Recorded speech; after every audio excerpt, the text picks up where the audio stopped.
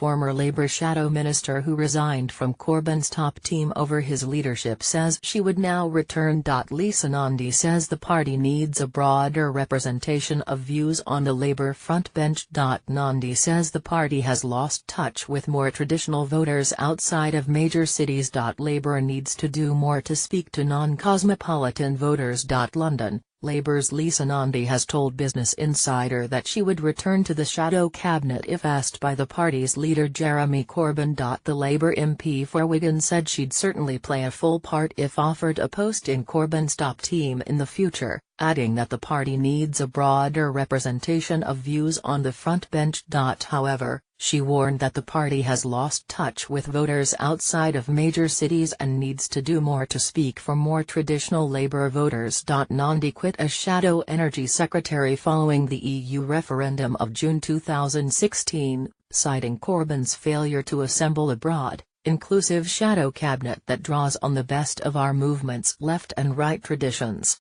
Speaking to BI on the eve of Labour's autumn conference in Brighton, Nandy praised the good job and hard work done by Labour's current shadow ministers and added that she'd seize the opportunity to join them on the Labour frontbench if given the opportunity.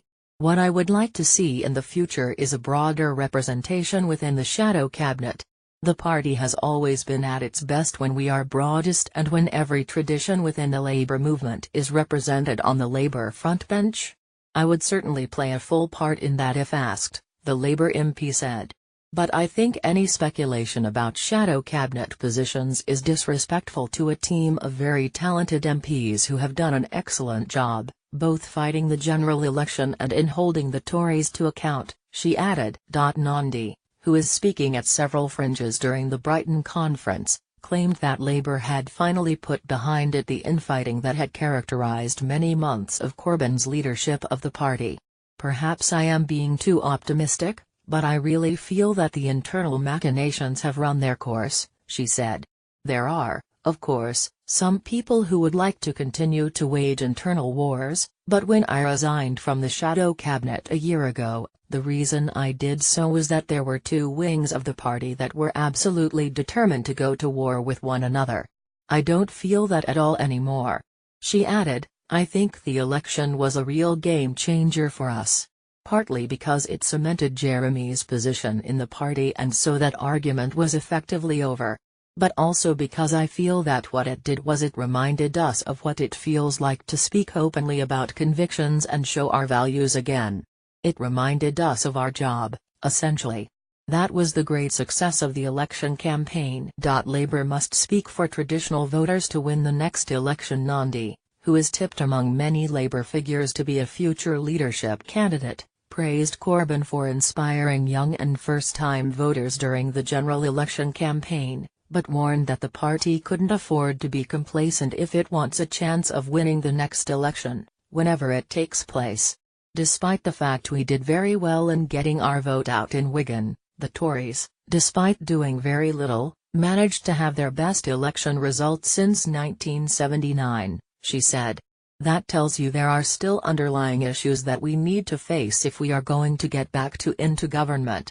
The Labour MP explained that despite her party's surprise performance in June, which she described as a total shock, it is still suffering from a long-standing disconnect with voters in Brexit voting, largely working-class towns, like her constituency Wigan, Northwest England. There is a lot of skepticism in a lot of towns around the country about whether Labour still speaks for them. Whether any political party really speaks for people in towns like mine, Nandy told BI. She said that Labour focused too much of its attention on cosmopolitan cities and neglected the needs and concerns of voters living in Britain's towns. You had this consensus that was forged under New Labour that outlasted New Labour into the Osborne years, about the economic model based on city regions and growth being focused on cities with towns being pulled along in their wake. We have allowed towns across the country to become a lot more hollowed out. She added, there is also a cultural difference between people who choose to live in towns and cities. When I talk to my constituents, there is very much a premium on stability, on the local environment, on family, which is very different from the sort of fast-paced, cosmopolitan culture that attracts people to live in cities. What's happened in Labour over time is we've stopped speaking for that former group of people in favour of the latter. The elect